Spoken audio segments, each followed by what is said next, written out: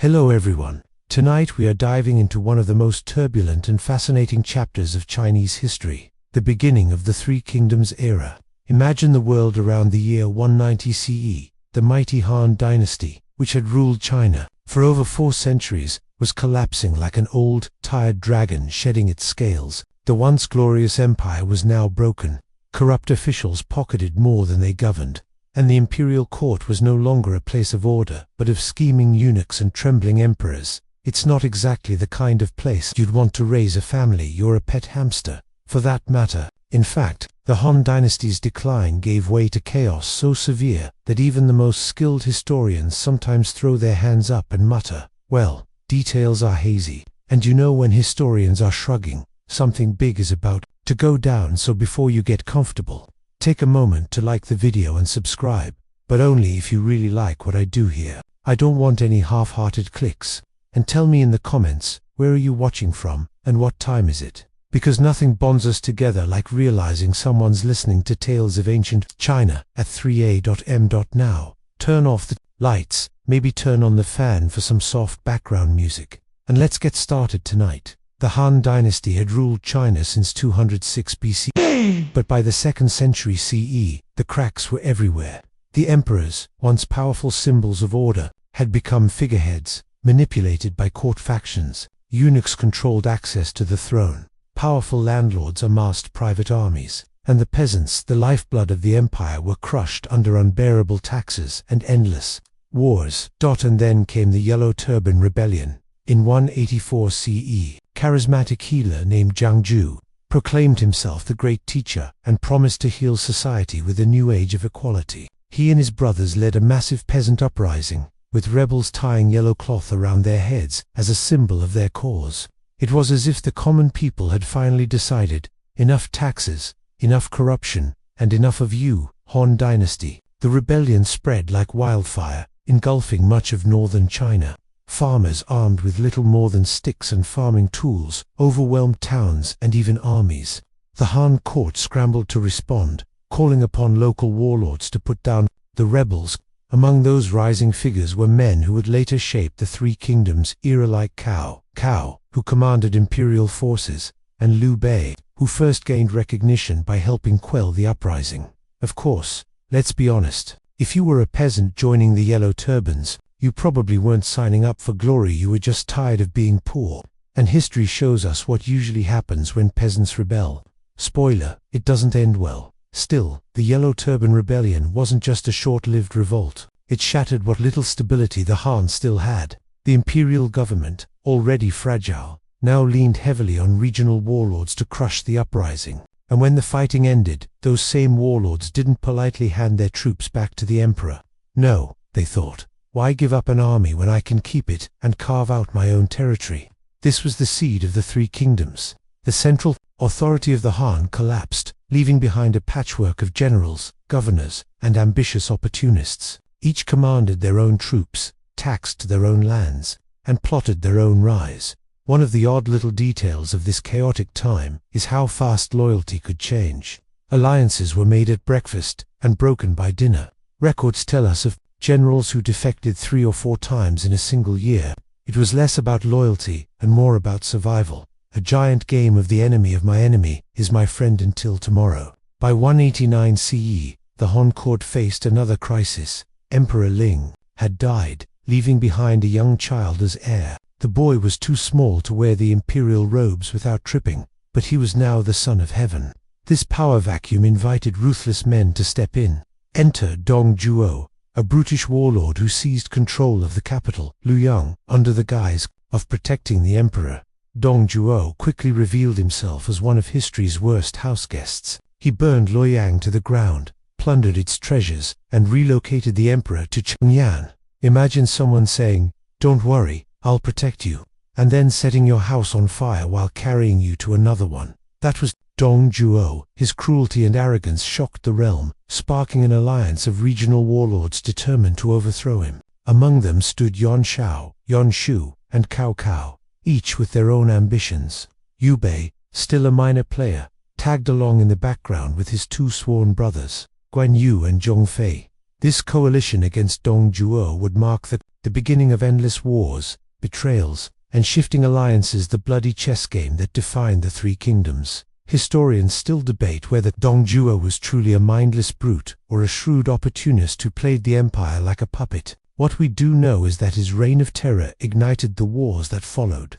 Without him, the chessboard of the three kingdoms might never have been set, and so, as the Han dynasty's authority crumbled, China became a vast battlefield of ambition. Warlords schemed like players over a board, peasants prayed for stability, and armies marched under banners promising glory.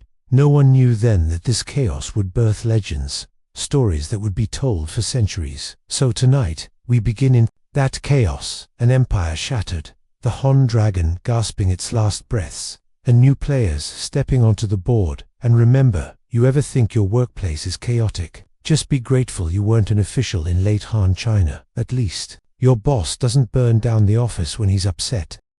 As the Han court stumbled forward like a drunk man clutching onto the last stool in the tavern, one figure loomed larger and more terrifying than the rest, Dong Zhuo. If history had a list of top 10 terrible house guests, this man would sit proudly at number 1, probably belching while tossing chicken bones over his shoulder. By 189 CE, with Emperor Ling gone and the imperial throne occupied by a child who could barely hold the scepter, Dong Zhuo marched into the capital with his army. His excuse was noble enough. He claimed to protect the young Emperor Xian, but in reality, he became the emperor's jailer, bodyguard, and puppeteer all rolled into one. Imagine hiring a babysitter and finding out they also locked you in the attic and started spending your allowance. That was Dong Zhuo's approach to governance. Dong Zhuo quickly made himself infamous. He took bribes openly, executed rivals, with as much thought as one might swat a mosquito, and surrounded himself with sycophants. But his most infamous act came in 190 CE, when, facing pressure from rebellious warlords, he ordered the entire capital of Luoyang burned.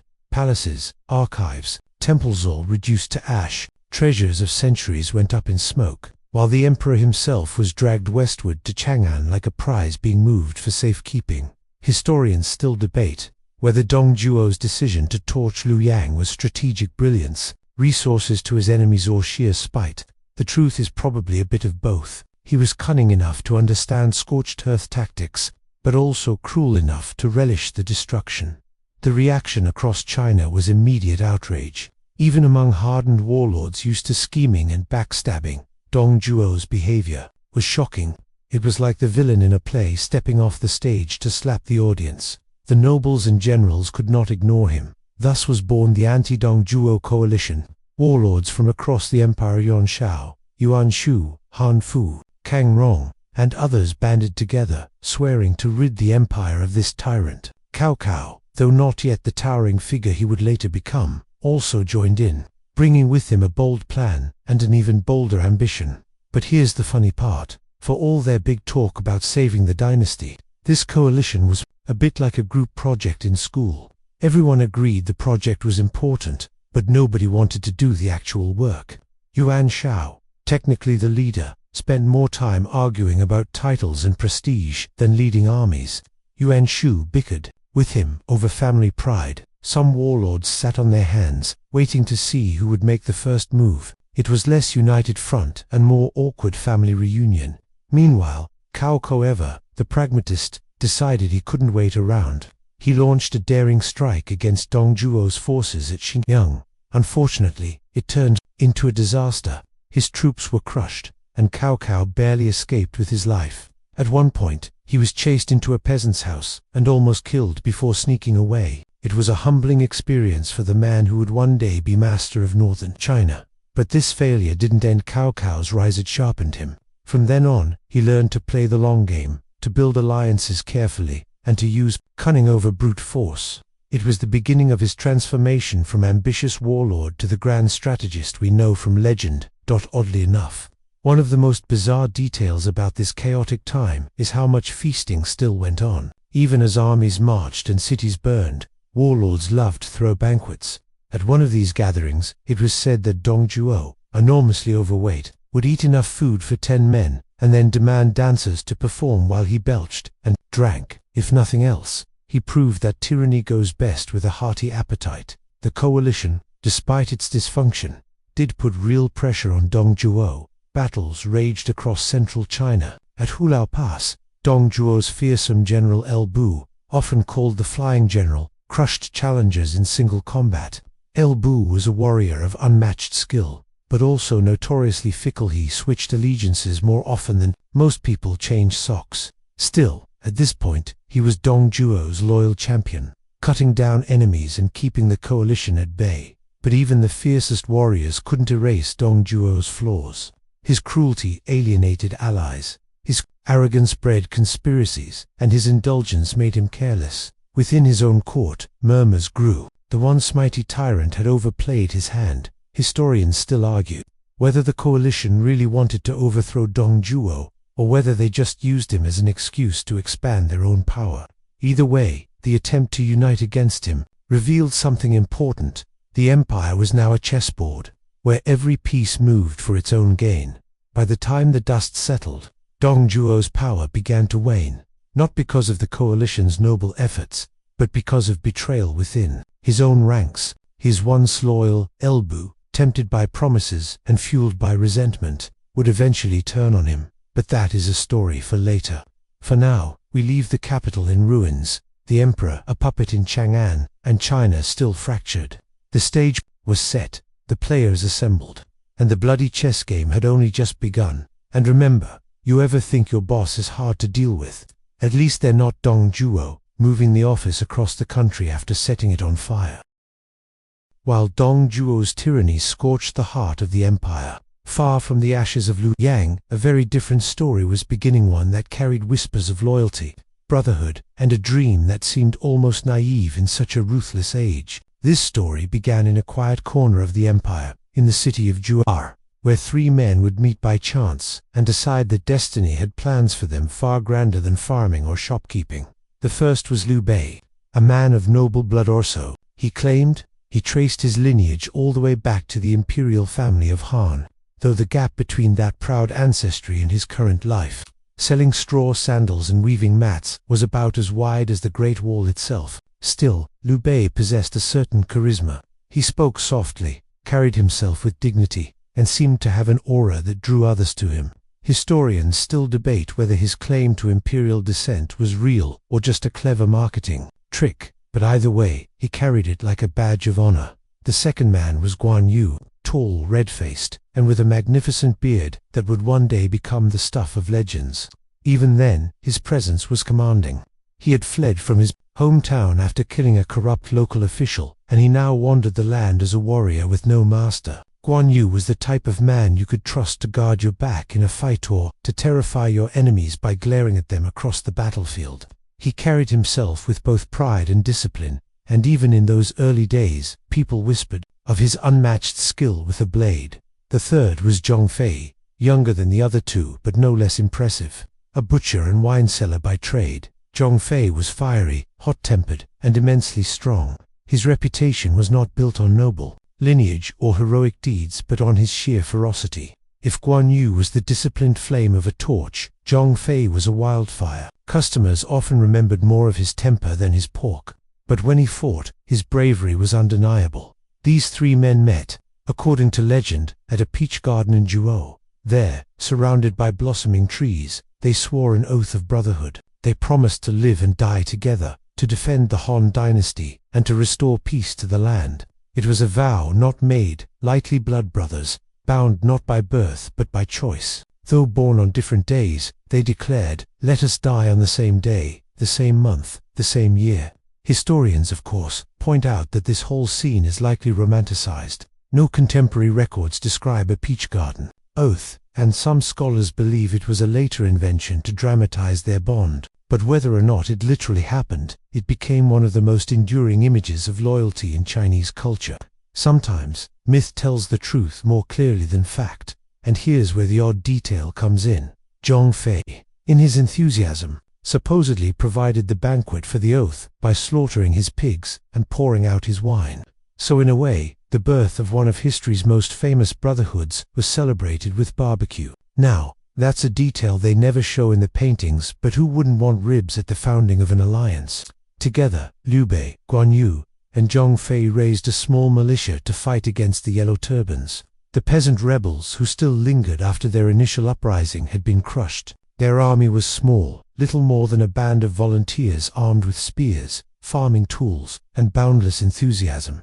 But under their leadership, this ragtag force fought bravely and earned the attention of higher commanders. Liu Bei's ability to inspire men, Quan Yu's fearsome skill, and Zhong Fei's ferocity made them stand out on the battlefield. Though they were minor players in the grand chaos, they began to carve out a reputation. Slowly, word spread. These three brothers were men to watch, and, yes, before you ask, Zhong Fei's temper was already a problem. There's a story that when one of their subordinates disobeyed an order, Zhong Fei flew into such a rage that he tied the man up and flogged him nearly to death. It didn't exactly make him the most popular commander, but it did keep the troops in line. As one historian dryly noted, discipline was strictly enforced. That's one way to put it. Still, the Brotherhood's strength lay in their balance. Liu Bei's calm diplomacy soothed Zhong Fei's wildness. Guan Yu's discipline provided a steadying anchor, and Zhong Fei's fiery energy gave them courage when all else failed. They were not perfect, but together, they were greater than the sum of their parts. At the time, no one could have guessed that these three men would one day rise to challenge the mightiest warlords of China. They were still small players, serving under different commanders and relying on the goodwill of their superiors. Yet their bond gave them a resilience that others lacked. In a world where loyalty shifted like sand, theirs was a rare constant. Historians still debate whether their oath to restore the Han was heartfelt or simply a convenient banner to rally followers. But whatever the case, their devotion to one another was real. That brotherhood would carry them through battles, betrayals, and decades of war. And here's a little joke to lighten the mood. If you think your friends are loyal, ask yourself, would they agree to fight endless wars, swear to die on the same day, and share your last piece of pork? If not, you might want to upgrade your friend group. The Oath of the Peach Garden, real or not, became a legend for a reason. It offered hope in a time when trust was scarce. It was the promise that even in an age of chaos, bonds of loyalty and friendship could stand firm. And so, under the shade of peach blossoms, three men raised their cups, swore their vows, and set into motion a story that would echo through the ages. While Liu Bei and his brothers were forging their bond beneath the peach blossoms, another man was beginning to carve his name into history with an entirely different approach. His name was Cao Cao, and if Liu Bei represented loyalty and idealism, then Cao Cao embodied cunning and ambition, the kind of man who could look at a crumbling empire and think, well, someone has to run this mess, why not me? Cao Cao's early life was far from ordinary. Born into a family of eunuch connections, he carried a reputation for being both clever and unrestrained. As a young man, he was known for his sharp wit, his quick temper, and his ability to outmaneuver just about anyone in conversation. One official once called him a treacherous hero, to which Cao Cao reportedly replied, "Better to be a treacherous hero than a useless fool." That pretty much summed up his worldview. His career began under the Han court, where he quickly rose to prominence as a capable administrator and a ruthless enforcer of order. He had little patience for corruption or rebellion. For example, as a county commander, he set up colorful sticks at the gates, red for crime, black for execution, and announced that anyone caught breaking the law would be punished without mercy. One unfortunate man tried to test him and promptly lost his head. Harsh, absolutely. Effective, definitely. Word spread, do not mess with Cao Cao. But it was during Dong Zhuo's reign of terror that Cao Cao's true ambitions surfaced. Initially, he joined the coalition of warlords who banded together to overthrow Dong Zhuo. Remember that awkward alliance we talked about earlier? Well, among the bickering and infighting, Cao Cao stood out as one of the few leaders who actually seemed serious about the task. He wasn't in it for glory, at least, not openly, but because he saw the empire sliding into chaos and understood that bold action was required. Of course, history is rarely so noble. Cao Cao's motives were as much about personal power as they were about saving the Han. Still, he did what few others dared. He pursued Dong Zhuo relentlessly, even after the coalition fell apart. When the warlords gave up and went home, Cao Cao continued to rally troops and fight. That stubbornness would define his career. Here's where we get one of those strange, almost unbelievable details. During one campaign, Cao Cao stopped at the home of a wealthy acquaintance, Elbosch. He was offered food and drink, But Cao Cao, ever suspicious, thought he overheard the sound of knives being sharpened in the kitchen. Convinced it was an assassination plot, he killed El Bosch's entire family, only to later discover they had simply been preparing a meal. An overreaction, definitely. But Cao Cao, in his usual style, shrugged it off with a chilling phrase, "I would rather betray the world than let the world betray me." Historians still debate whether this story is entirely true or embellished later, but it captures the ruthless logic that defined him. Cao Cao's genius wasn't just in paranoia, though it was in his ability to organize and inspire. He built his power base around the emperor himself, realizing that legitimacy came not from brute force alone but from wielding the Han dynasty as a banner. Unlike other warlords who ruled by sheer military might, Cao Cao positioned himself as the protector of the emperor, the man who upheld tradition while quietly pulling all the strings. Clever move, right? It gave him both authority and moral cover for his conquests. And while we're on clever moves, let's slip in a little humor.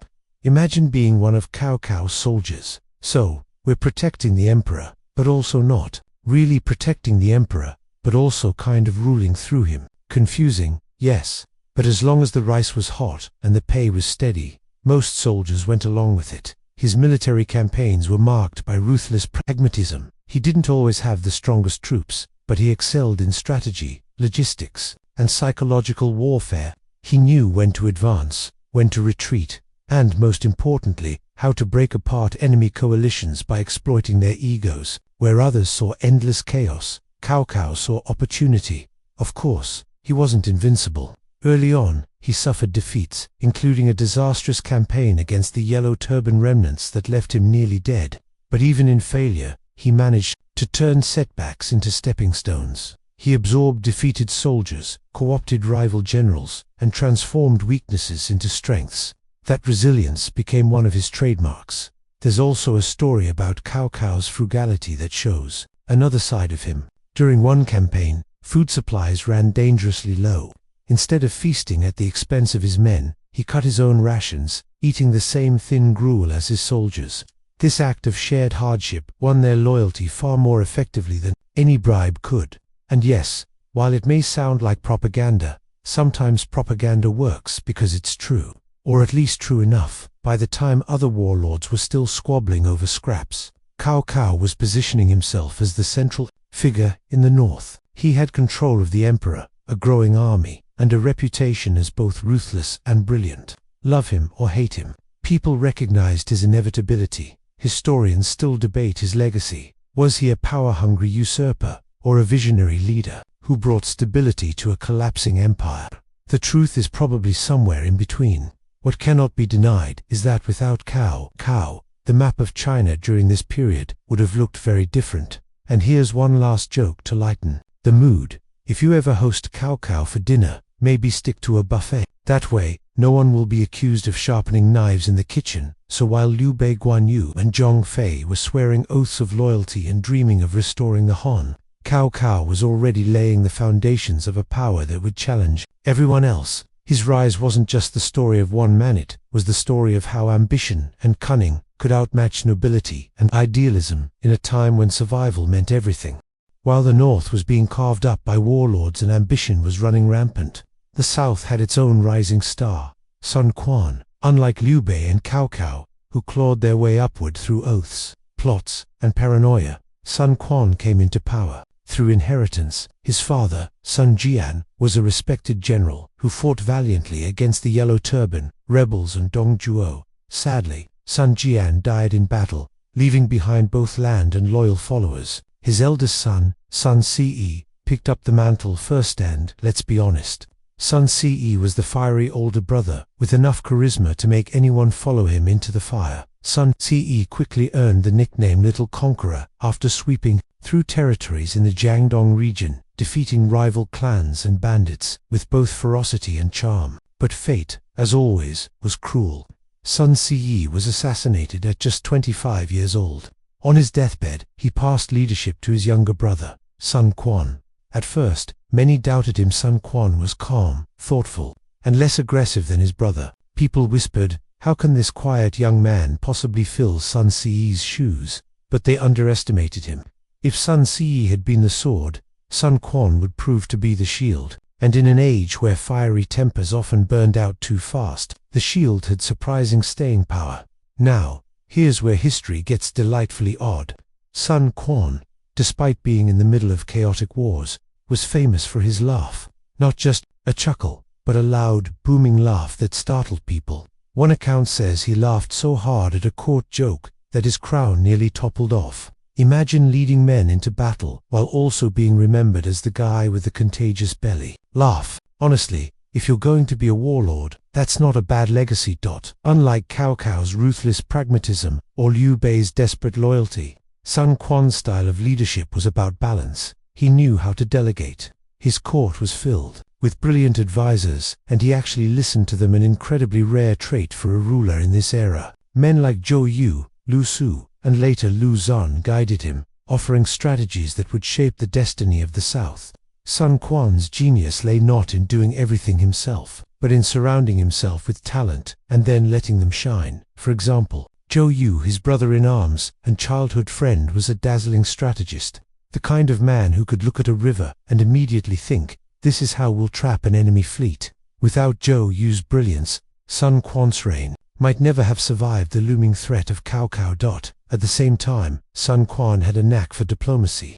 He played a careful balancing act between Liu Bei and Cao Cao, sometimes allying with one, sometimes resisting both. His kingdom of Wu was geographically advantaged, protected by the Yangtze River, fertile and relatively defensible. He understood this and used it to maintain independence when larger forces threatened to swallow him whole.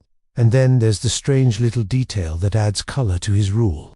Sun Quan reportedly loved hunting, and he once shot an arrow so far into a tree that nobody could pull it out. Years later, his subjects would point at that tree and say, "See that? That's Sun Quan's arrow." Historians still debate whether this story is true or just the medieval Chinese version of a fishing tale. It was big. Either way, it worked as propaganda. His people admired him not just as a ruler, but as a living legend. Let's not forget his appearance, either. Records describe Sun Quan as having purple eyes and fine beard hair, features that must have made him stand out in any gathering. Was it an exaggeration? Probably. But if you're building your own legend, purple eyes are a pretty good touch. Unlike Cao Cao's northern campaigns of conquest or Liu Bei's constant struggles for legitimacy, Sun Quan built stability. He focused on consolidating Jiangdong, fortifying cities, and fostering loyalty among local clans. He avoided unnecessary risks, preferring to bide his time until opportunity struck. This patience became his trademark. Of course, his kingdom wasn't without challenges. Rival clans like the Huang and Yan families tested his authority, and there were constant skirmishes with mountain bandits. But Sun Quan proved adept at using both diplomacy and force. Sometimes he'd extend a hand, offering titles and positions. Other times, when persuasion failed, he'd send troops to remind everyone who is really in charge. Joke timey. Imagine living in Jiangdong under Sun Quan. "Hey, did you pay your taxes?" "No, but I laughed at the king's joke last week." Does that count? Spoiler, it didn't. Taxes were still due. One of his greatest challenges and greatest triumphs was preparing to face Cao Cao's invasion. Cao Cao, fresh from his northern conquests, thought the south would fall easily. After all, wasn't Sun Quan just a young ruler with a fragile kingdom? But Sun Quan, advised by Zhou Yu and Lu Su, decided otherwise. He would resist, no matter the odds. This decision would set the stage for one of the most famous battles in Chinese history, the Battle of Red Cliffs. Before we get there, though, let's pause on one last odd detail. Sun Quan once kept a pet tiger. Yes, a tiger. And not just for show, he reportedly fed it himself, showing off his bravery to his court. Imagine the modern equivalent, a CEO casually bringing a lion into a boardroom. Practical? Not at all. Impressive? Absolutely. Historians still debate whether this was a symbolic story meant to show his courage, but if true, it certainly adds flair to his character. So while the north raged with Cao Cao's ambition, and Liu Bei wandered searching for allies, Sun Quan was building something quieter but no less powerful. A kingdom of stability, defended by rivers and loyal men, led by a ruler who laughed loudly, hunted boldly, and when the time came would prove that the South could stand against even the mightiest warlord of the North. Now, up until this point, our three major players, Cao Cao, Liu Bei, and Sun Quan, were circling each other like wary cats in an alley. Each one had their own strengths, Cao Cao with his iron grip on the north, Liu Bei with his moral claim and ragtag loyalty, and Sun Quan with his secure southern base and talented advisors. But China wasn't just divided into neat little thirds yet. The land was still a mess of shifting alliances, betrayals, and temporary truces that usually lasted about as long as a pot of tea left unattended. Cao Cao, ever the master manipulator, was quick to use marriage alliances as political tools. He offered Liu Bei's family members safe positions, trying to reel him in. At one point, he even tried to keep Liu Bei close by showering him with honors and responsibilities. But here's the thing. Liu Bei was like that one friend who says, "Sure, I'll stay for dinner," while already eyeing the door. He was biding his time, waiting for the right moment to slip away. And he did more than once. Meanwhile, Liu Bei was trying his own version of diplomacy. He leaned heavily on personal connections. Remember Guan Yu, his sworn brother? Well, at one point Guan Yu was captured by Cao Cao and treated with great respect. Cao Cao gave him gifts, horses, even a title. Guan Yu accepted them politely, and then promptly left the first chance he got to rejoin Liu Bei. Talk about awkward. Imagine giving someone a Rolex, and they thanked you by running off with your rival. Sun Quan's position was different. He was less desperate than Liu Bei, but more cautious than Cao Cao. His strategy was simple: keep both of them busy fighting each other, while quietly strengthening his own grip on the south. His advisors, especially Lu Su, recognized that Liu Bei could be a useful counterweight against Cao Cao's aggression. Why fight both wolves at once? They reasoned, when you can team up with one to keep the other at bay. This is where the web of alliances really begins to form. Picture it like an awkward dinner party, where everyone's smiling but secretly hoping the others choke on their food. Cao Cao wanted Liu Bei as a puppet. Liu Bei wanted Sun Quan as a shield. Sun Quan wanted to use Liu Bei as a buffer. Nobody really trusted anyone, but they needed each other. Now for a strange little historical quirk. During one of his escapes, Liu Bei supposedly lost not just soldiers but also his wives, who were captured. Cao Cao treated them kindly, which made things even more complicated. When Liu Bei got them back later, he reportedly never forgot this odd act of courtesy from his enemy. Historians still debate whether this was genuine respect or just Cao Cao's clever way of planting seeds of obligation.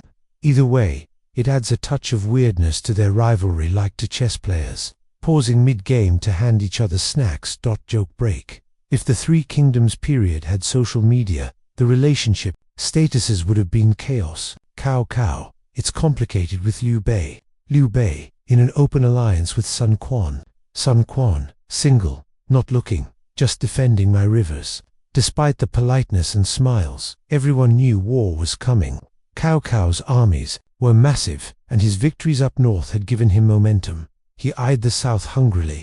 For him, it wasn't a matter of if he'd move against Sun Quan. It was when Liu Bei, battered and running out of options, drifted toward Sun Quan's court, seeking refuge and, hopefully, a partner strong enough to resist the northern juggernaut. The tension was palpable. On one hand, Sun Quan's advisors debated fiercely. Should they surrender to Cao Cao, preserving their lands and people, or should they gamble everything in resistance? On the other hand, Liu Bei's camp argued that only united could they stand a chance, in a twist of fate that feels almost scripted. These debates came to a head when Cao Cao's forces finally began moving south, claiming they had over 800,000 troops. Historians agree that number was inflated, probably closer to 200,000, but still terrifying. Sun Quan and Liu Bei now faced the same choice: stand together or be crushed separately. And just to throw in another odd detail, Cao reportedly traveled with thousands of ships, many of which were lashed together to form floating fortresses. Impressive, yes, practical. Well, we'll see soon enough. Historians still debate whether this decision was genius or hubris. But spoiler alert, it's going to matter a lot when fire gets involved. For now though, imagine the board being set. 3 rulers, 3 kingdoms in the making, bound by fragile alliances, shaky trust, and the looming shadow of war. The web was tightening, and the South was about to become the stage for one of the greatest military showdowns in history. The south of China was normally a land of gentle rivers, rice fields, and humid summers where the air was thick with the buzz of cicadas. But in the year that Cao turned his attention to the south, the atmosphere carried something heavier than humidity. It carried dread. People whispered that the north's unstoppable armies were coming, and with them would come not just soldiers but famine, plague, and endless conscription. To the ordinary farmer, the news of marching banners might as well have been the sound of thunder rolling over the mountains. Cao had momentum, no question. After defeating Yuan Shao in the north, he had effectively secured control of the Yellow River Basin. His armies were hardened, disciplined, and well supplied. He saw the fractured south as ripe for the taking. And, to be fair, he wasn't entirely wrong. Sun Quan was young, cautious, and still finding his feet as the ruler of Wu Liu Bei. Meanwhile, was hanging on by his fingernails after retreating from multiple defeats. To an ambitious warlord like Cao, this looked less like a campaign and more like a victory parade waiting to happen. But here's where the story gets really interesting. Remember Lu Su, Sun Quan's advisor. He was the one who first suggested that Sun Quan and Liu Bei join forces.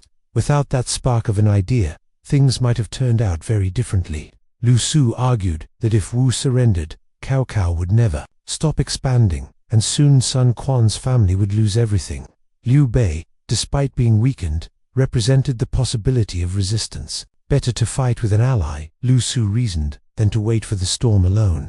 Now, a little odd historical tidbit. Sun Quan apparently had a pet tiger.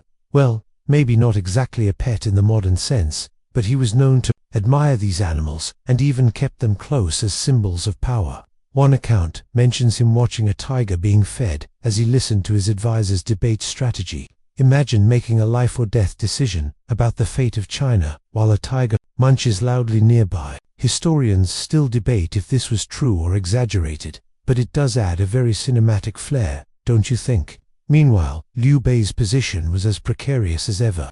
His troops were exhausted, his resources thin, and his sworn brothers, Guan Yu and Zhong Fei, were growing restless.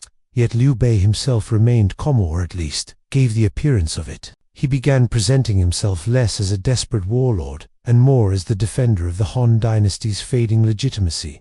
To the people and to potential allies like Sun Quan, this was persuasive. Liu Bei wasn't just asking for help, he was offering a cause. Now, let's lighten the mood with a quick joke. If Liu Bei had a resume, the skills section would read something like this: escaping defeat, expert level; convincing others I'm the rightful ruler, advanced; actually, winning battles, needs improvement. Cao, on the other hand, loved to play psychological games. Before launching his southern campaign, he sent letters boasting of his enormous army, claiming, as I mentioned earlier, over 800,000 men. This was almost certainly inflated, but the point wasn't accuracy, it was intimidation. And intimidation worked. Rumors spread, fear multiplied, and some of Sun Quan's advisors urged immediate surrender. After all, what could a few tens of thousands of soldiers do against hundreds of thousands? But Sun Quan wasn't ready to hand over his kingdom. He called for Zhou Yu, his trusted commander, to assess the situation. Zhou Yu, sharp and ambitious, quickly realized that while Cao had numbers, he lacked local knowledge, naval expertise, and perhaps most importantly, unity among his troops. Many of Cao's soldiers were northerners unused to the humid, southern climate, prone to sickness in the marshy riverlands. Zhou Yu saw weaknesses hidden behind the boasts. It was during this time that Zhuge Liang, Liu Bei's brilliant strategist, also entered the stage more prominently. He traveled to Sun Quan's court, not just to plead for an alliance but to perform it, and perform he did. Legend has it that Zhuge Liang's eloquence and calm logic turned the tide of the council's debates. He argued that if Sun Quan submitted, his kingdom would be swallowed. If they resisted together, they had a chance. Historians still debate whether Zhuge Liang's speeches were as theatrical as later stories claim, but there's little doubt that he impressed Sun Quan deeply. Odd little historical note: one chronicler mentions that when Zhuge Liang was in Wu's court, the local people were so fascinated by his feather fan, which he carried everywhere, that it became part of his legend. Imagine a man standing calmly with a fan, swaying it gently as he lays out the fate of empires while everyone else sweats and argues. The stage was now set. Cao's mighty army was descending. Sun Quan's advisors were split between surrender and resistance. Liu Bei's ragtag followers were clinging to their last hope, and somewhere in the middle of it all, a tiger paced in its cage, while a man with a feather fan smiled faintly, pointing out that storms, no matter how powerful, can sometimes be redirected. One thing was certain: the storm was about to break. As Cao's grand army rolled southward, the villagers along the Yangtze could feel the ground tremble before the soldiers even appeared. Farmers dropped their tools, fishermen pulled in their nets, and children were told to stay quiet as endless lines of troops marched by. For the common people, it was like watching a tidal wave sweep over their land, unstoppable, consuming, and very, very loud. The spectacle of banners, drums, and war cries painted the air with a sense of doom. Cao was confident, even smug. He believed his overwhelming numbers would make resistance pointless. But as his forces reached the Yangtze, something became clear. He had underestimated the river itself. His soldiers, trained for battles on plains and mountains, found themselves staring at a massive stretch of water where fleets of ships would decide the fight. The Yangtze was not a friendly ally.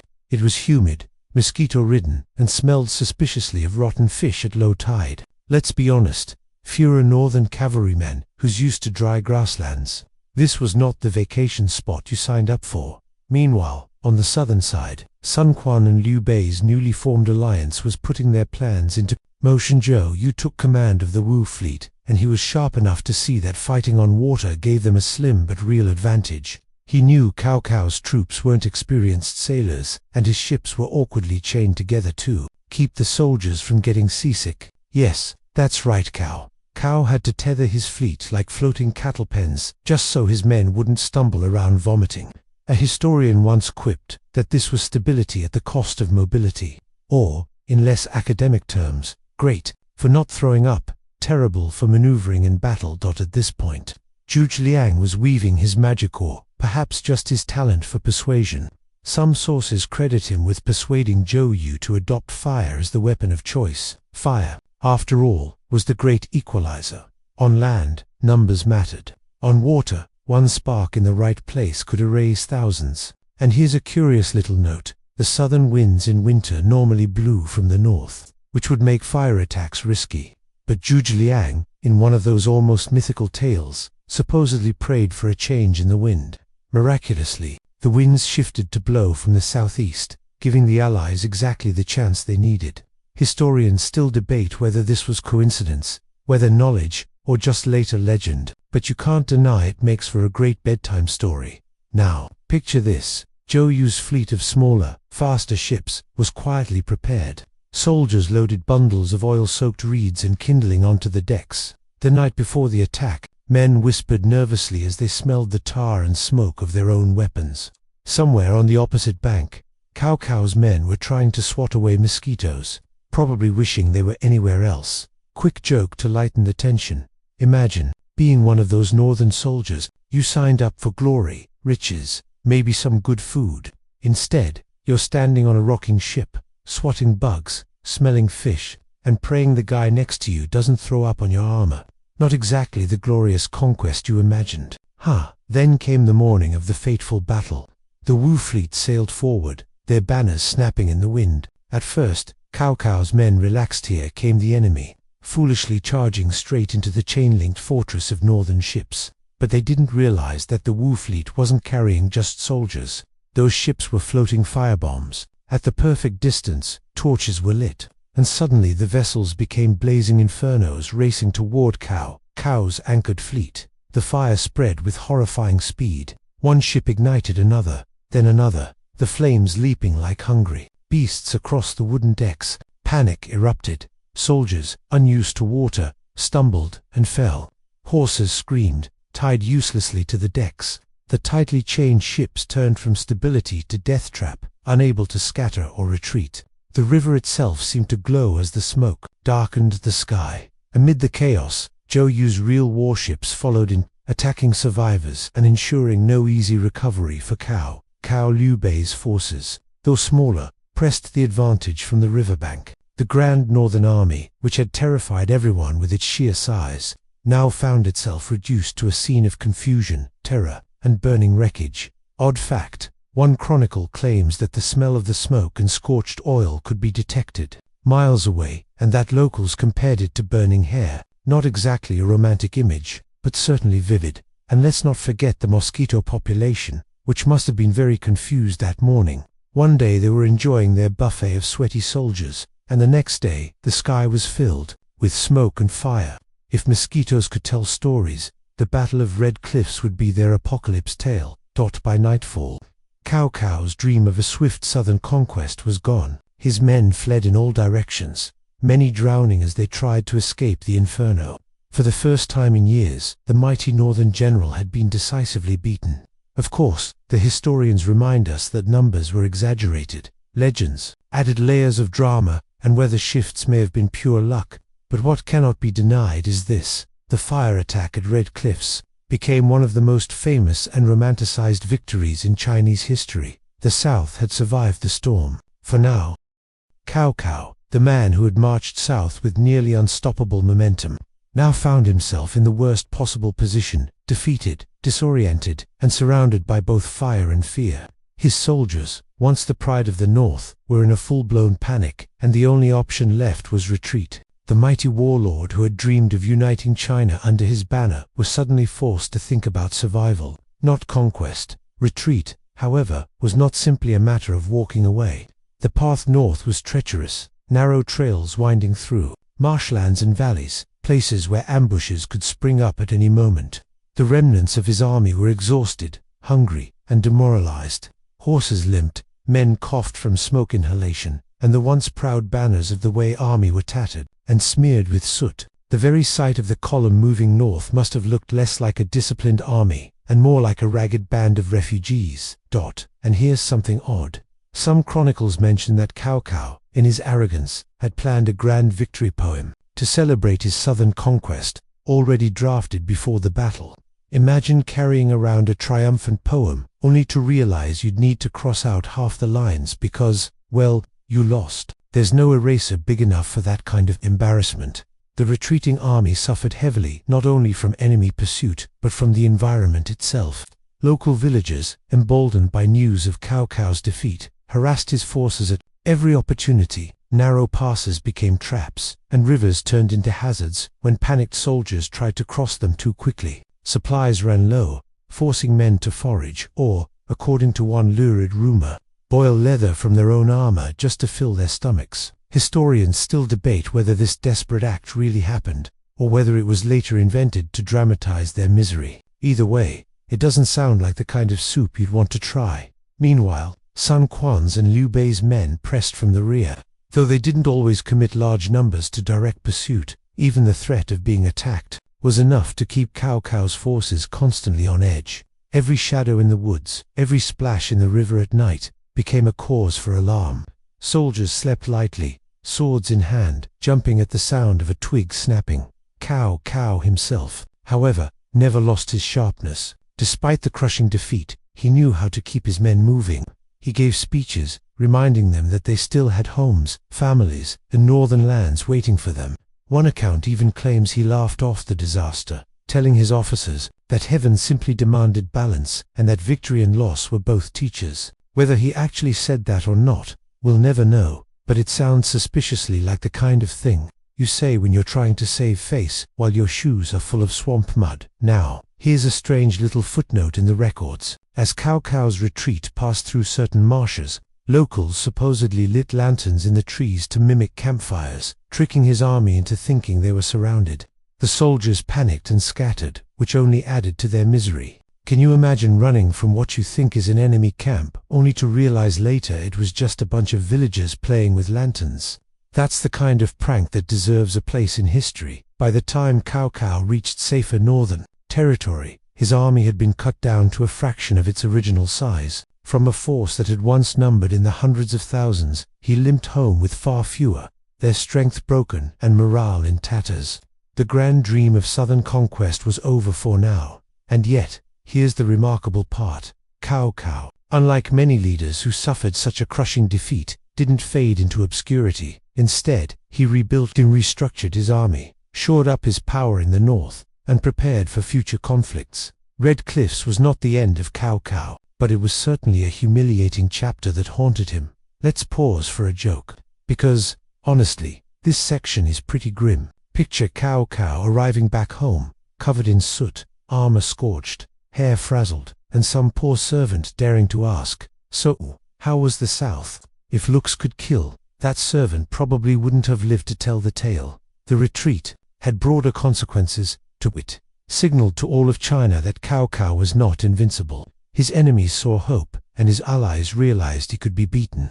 For Liu Bei and Sun Quan, it was the defining moment that allowed them to grow their own power bases. The defeat reshaped the balance of power, setting the stage for a three-way struggle that would define the era. In the end, Cao Cao's long retreat was less about the physical journey and more about the psychological transformation of the age. The invincible northern general had been humbled by fire, river, and southern cunning. It was a reminder that even the mightiest armies could stumble when overconfidence clouded judgment. The smoke from red cliffs had barely settled when a new reality set in. The victors Sun Quan and Liu Bei were not exactly natural allies. They had fought together because the threat of Cao Cao was too great to face alone. But now that the northern general had limped back across the marshes, the question became, what next? Sun Quan, young but shrewd, held strong territory along the Yangtze River.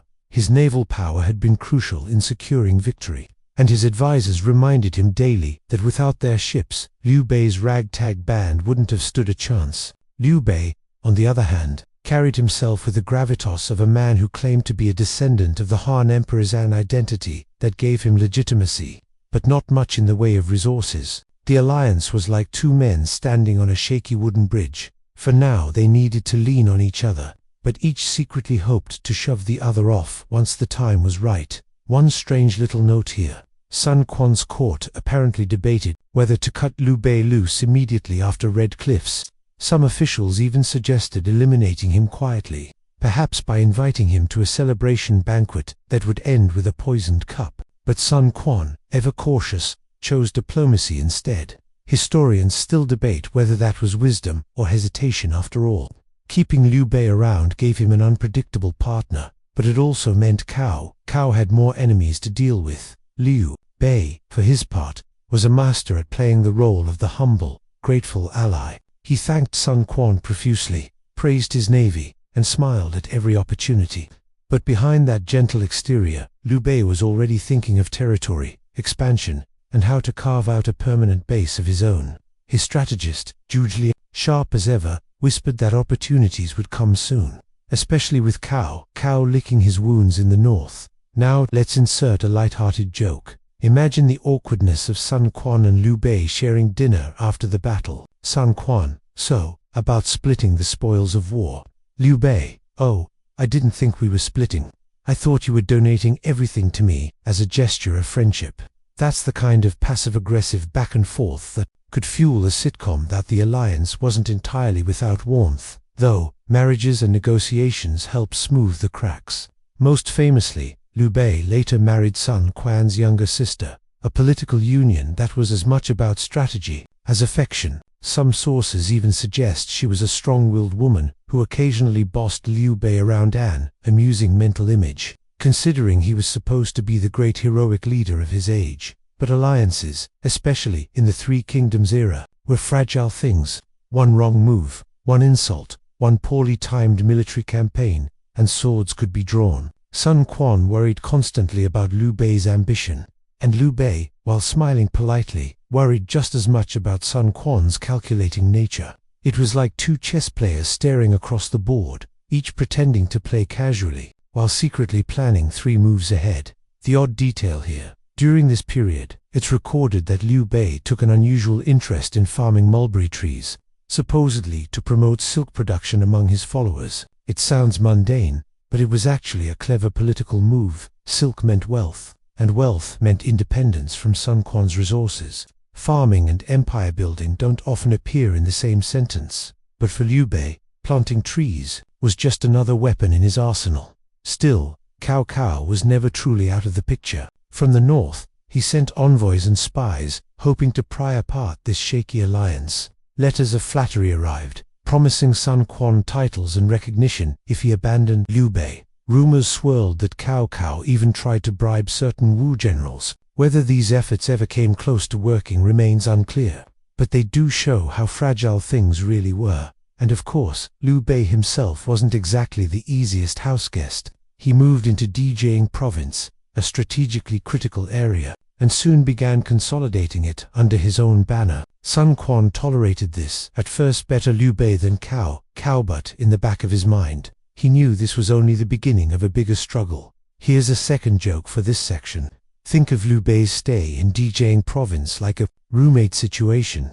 At first it's fine, sure, you can crash on the couch. A few weeks later, wait, why is your toothbrush in my bathroom? And is that your banner hanging over my city gate? The alliance, in short, was never destined to last forever.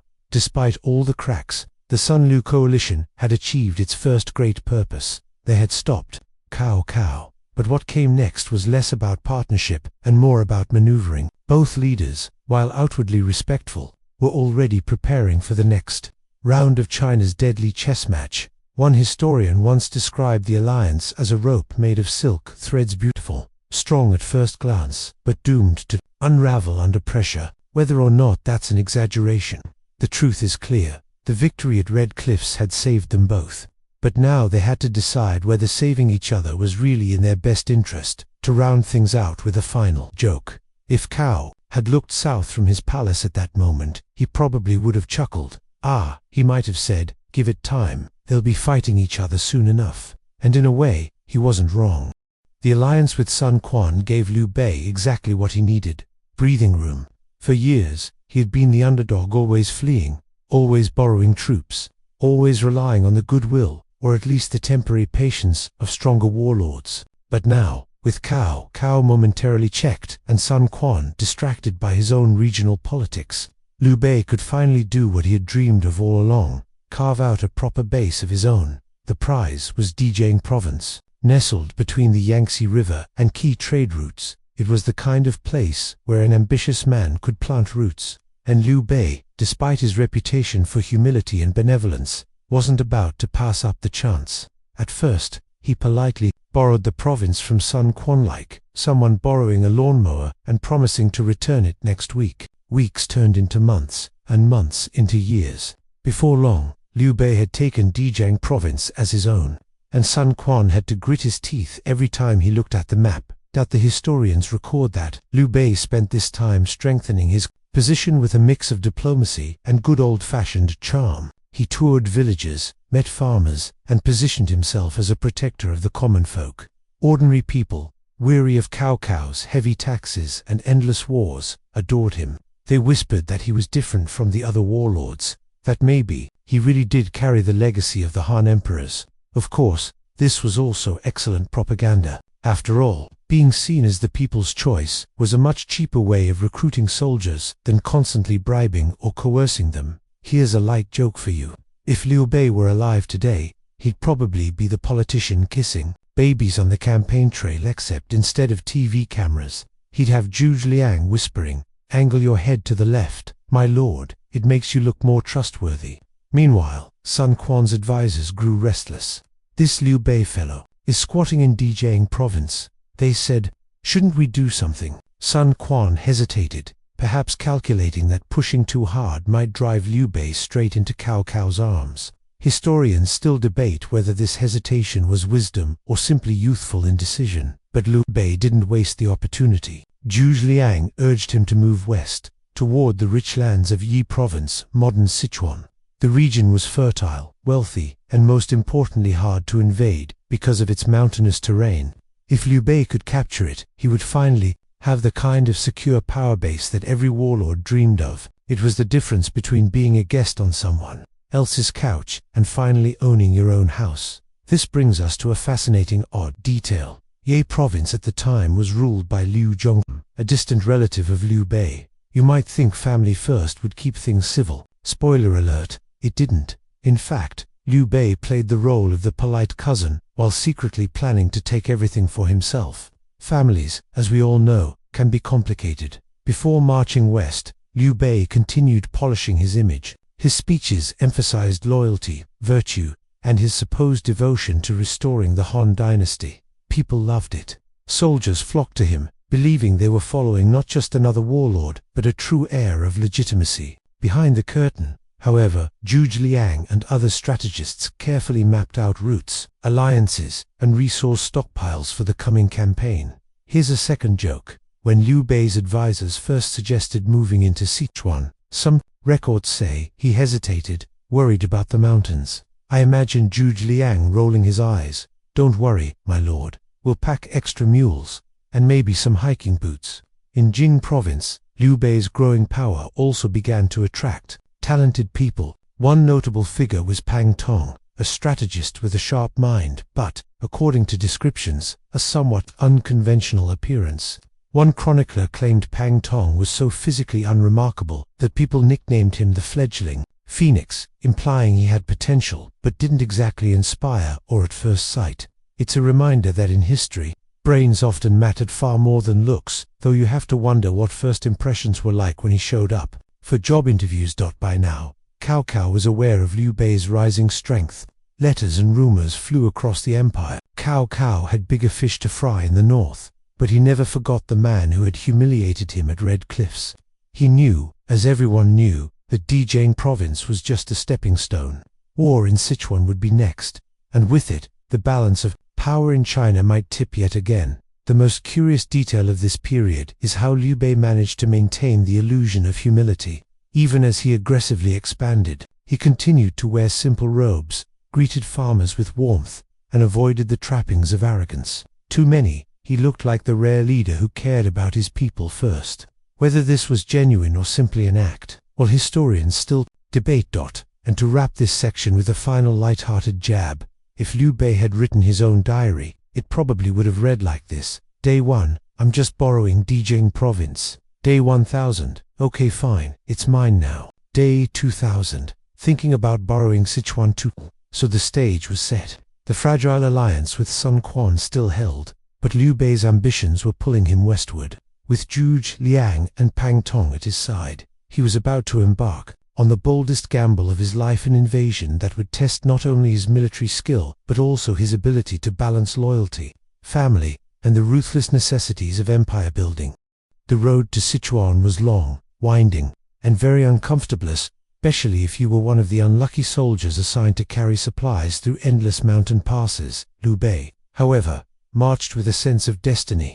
He wasn't just going to visit his distant cousin Liu Zhong, governor of Ye province. He was going to help him defend the province from Cao Cao, and then maybe just keep it for himself. It's the political equivalent of showing up to house it and never leaving. At first, Liu Bei played the role of the loyal kinsman. He sent letters to Liu Zhong, dripping with courtesy, praising his cousin's virtues and offering assistance.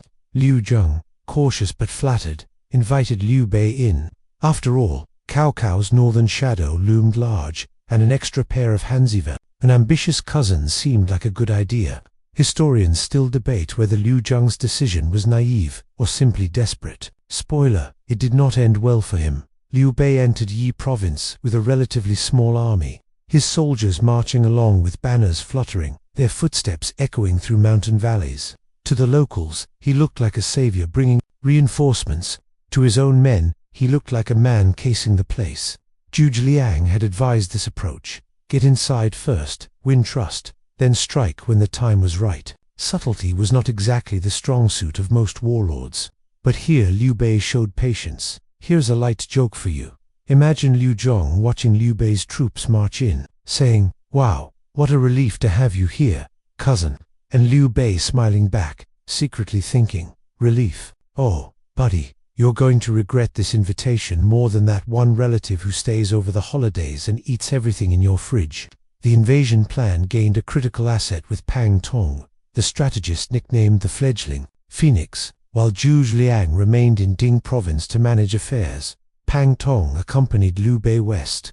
His plans were bold, sometimes reckless, but undeniably brilliant. He suggested, quite bluntly, that Liu Bei should take over Yi province by force, sooner rather than later. "Strike quickly," he urged, "before Liu Zhong realizes your true intent." But Liu Bei hesitated. His reputation for benevolence mattered to him.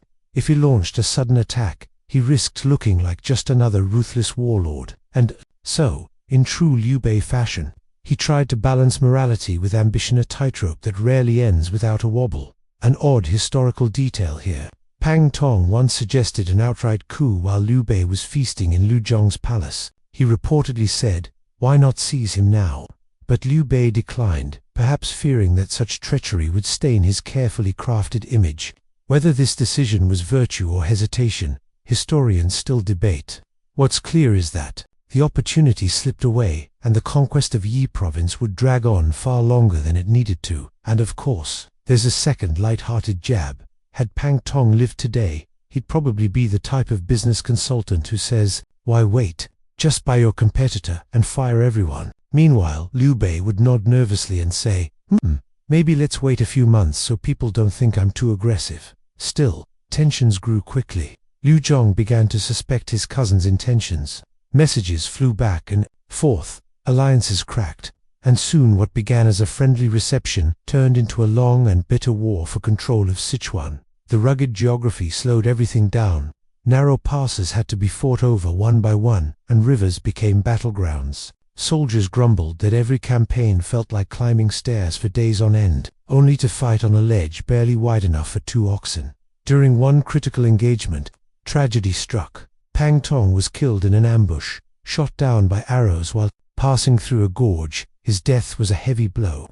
Some claimed it was sheer bad luck.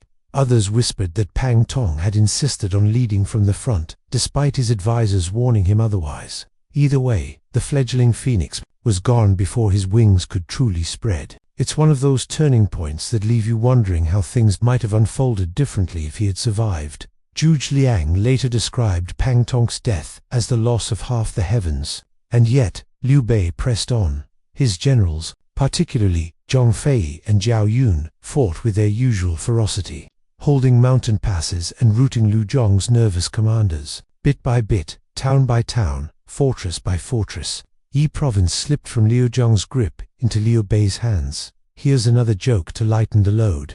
One chronicler claimed that Liu Bei's army moved so slowly through Sichuan that locals joked they had time to plant crops, harvest them, and eat lunch before the invaders finally reached the next village. It may have been slow, but it was steady, and steady in war is often enough. Eventually, with morale collapsing and his officials divided, Liu Zhong surrendered. He handed over the province to Liu Bei, who, in a display of carefully crafted benevolence, allowed his cousin to retire peacefully instead of executing him.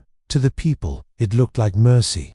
To Liu Bei, it was a political win. He had gained a fertile, defensible base without staining his image with unnecessary bloodshed. And, just like that, Liu Bei had transformed from a wandering warlord into the ruler of a wealthy, resource-rich province. He had land, he had soldiers, and he had the hearts of the people, at least for now.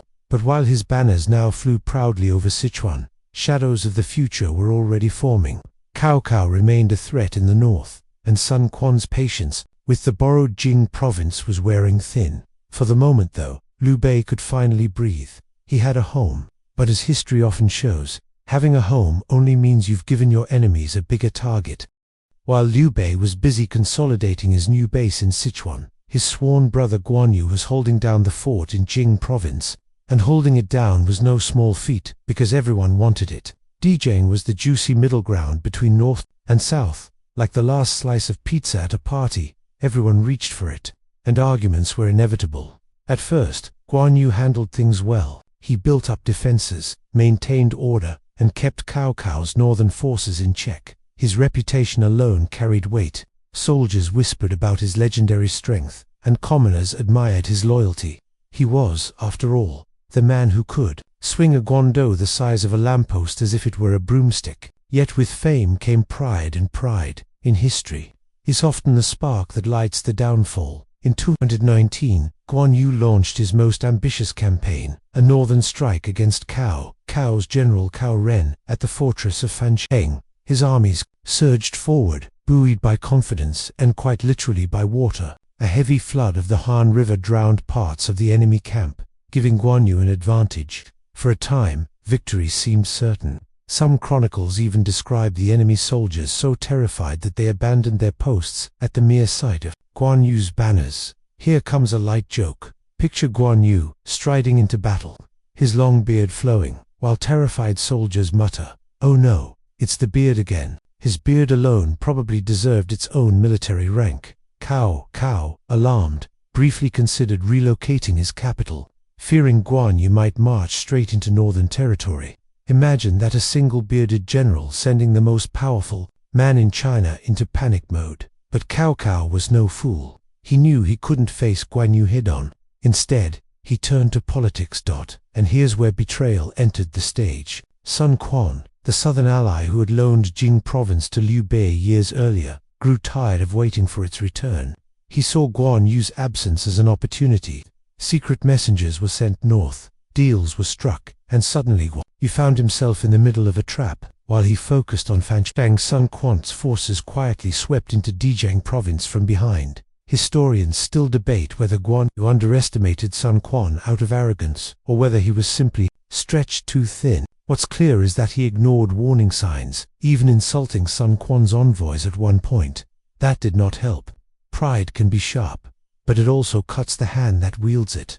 Soon Guan Yu's campaign collapsed. Supplies dwindled, his men grew restless, and his enemies closed in. Cao's reinforcements pressured him from the north, while Quan's forces sealed the southern escape routes. The once invincible general was now caught like a tiger in a hunter's net. And here's a second joke. When his men realized they were trapped, one of them probably muttered, "At least the food situation isn't too bad, we've got rice." Only to hear another soldier reply, "Rice? We finished that 3 days ago. All we've got is beard envy." Cornered and betrayed, Guan Yu tried to fight his way out, but his troops were outnumbered and exhausted. In the final moments, he was captured along with his son. Some accounts say he was executed shortly after. Others suggest Quan tried to win him over and failed. Either way, Guan Yu was gone. The mighty general who had stood as a symbol of loyalty and brotherhood was cut down by politics as much as by the sword. The loss struck Liu Bei like a hammer. To him, Guan Yu was more than a general. He was family. The three brothers' oath in the peach garden was more than was the bond on which Liu Bei had built his entire identity. With Guan Yu's death, that bond shattered. And worse, the strategic disaster left Zhejiang province firmly in Quan's hands, widening the rift between the two supposed allies. There's an odd detail that floats in historical accounts. Some claim that Guan Yu's spirit haunted the battlefield after his death, appearing to both friend and foe alike. Whether this was superstition or a reflection of his immense reputation, historians still debate. What's undeniable is that Guan Yu's image only grew after his death, transforming into a figure of near-mythic reverence. In later centuries, he was worshipped as a god of war and loyalty, and a third bit of humor to soften the blow. Had Guan Yu known he'd be deified centuries later, he might have said, "Really, all I asked for was my province back, not a whole cult." Back in Sichuan, when news of Guan Yu's death reached Liu Bei, the grief was overwhelming. He wept, he raged, and above all, he swore vengeance. Quan had not just taken Jing, he had taken a brother, and for that, Liu Bei would stop at nothing to make him pay. But vengeance, as history often reminds us, rarely comes cheap. The death of Guan Yu was not just a personal tragedy for Liu Bei, it was a cosmic insult, a wound that tore at the very heart of his dream. For years he had built his claim to legitimacy on the idea of brotherhood, loyalty, and righteousness, and now one of those brothers lay dead, betrayed not by a distant enemy but by an ally who once sat at the same table. If there was ever a moment when grief turned into rage, this was it. Liu Bei gathered his court in Chengdu, and his decision was swift. Quan had to pay. Advisors whispered caution, urging him to focus on defending Shu and consolidating power. But their words fell on deaf ears. Revenge was no longer a choice. It was a duty to his oath in the peach garden. To Liu Bei, ignoring Guan Yu's death would be the same as tearing up the oath, and admitting his cause was hollow. This is where history takes a sharp turn. Instead of focusing on Cao, the northern giant, Liu Bei prepared to march eastward against Quan. His counselors were uneasy, especially Gu Zhiliang, who famously preferred strategy over vengeance. But Liu Bei's heart was set. He mobilized a massive army, perhaps the largest Shu ever assembled, determined to crush Wu and reclaim Zhejiang province. And here's the first joke. Liu Bei's generals probably looked at the logistical maps. the river crossings, and the supply lines, and thought, well, at least we'll finally get some exercise. Marching across mountains and rivers wasn't exactly the spa retreat anyone had signed up for. In 221, Liu Bei formally declared himself Emperor of Shuhan, claiming succession to the Han dynasty. It was a symbolic move, one meant to strengthen his legitimacy before the campaign. He wore imperial robes, accepted court rituals, and for a moment it looked as though Shu had entered its golden era. But in truth, the crown sat heavy on his head. His empire was young, stretched thin, and about to hurl itself into a costly war. By 222, Liu Bei launched his great campaign against Sun Quan, marching east with overwhelming force. The two sides clashed at Yiling, a battle that would define the fate of Shu. At first, Liu Bei had the upper hand. His forces advanced confidently, pushing Wu's defenses back. Soldiers were inspired by the thought of avenging Guan Yu, and morale was high. Yet Sun Quan had a card up his sleeve, his general Liu Zhong. Unlike many commanders of his time, Liu Zhong was patient and calculating. He avoided direct confrontation, retreating strategically while letting Shu's massive army stretch itself thin. Weeks passed, and summer arrived, bringing with it unbearable heat. Shu's soldiers, unused to the humidity of the lower Yangtze, struggled to maintain their stamina. Supplies thinned. Tempers flared. Liu Bei's momentum stalled. Here's the second joke. The soldiers probably complained. We thought this was supposed to be a battle, not a camping trip in the middle of a heat wave. Imagine thousands of men trying to fight while swatting. Mosquitoes the size of pigeons. Then came Liu Zhong's counterstroke. In a coordinated attack, Wu forces set fire to the Shu encampments. The dry summer air and wooden palisades turned the battlefield into a roaring inferno. Liu Bei's army, packed into narrow valleys and riversides, had no escape. What began as a confident march for vengeance dissolved into chaos. Men scattered, burned, or drowned as they tried to flee. The mighty host of Shu crumbled in a single, devastating blaze. Historians still debate whether Liu Bei's decision to press on in the heat, despite warnings from his advisors, was pure arrogance or blinding grief. Either way, his failure at Yiling marked the breaking point of his career. What was meant to be the crowning act of vengeance turned into a humiliating disaster. And here comes the third joke. After the flames died down, one soldier probably looked at the smoldering ruins of the camp and sighed. So, does this mean we don't get dinner? Liu Bei, devastated and humiliated, retreated to Beidichang, a fortress in modern-day Chongqing. His once mighty army was shattered, his dream of avenging Guan Yu in ashes. Worse still, Shu had burned precious manpower and resources it could ill afford to lose.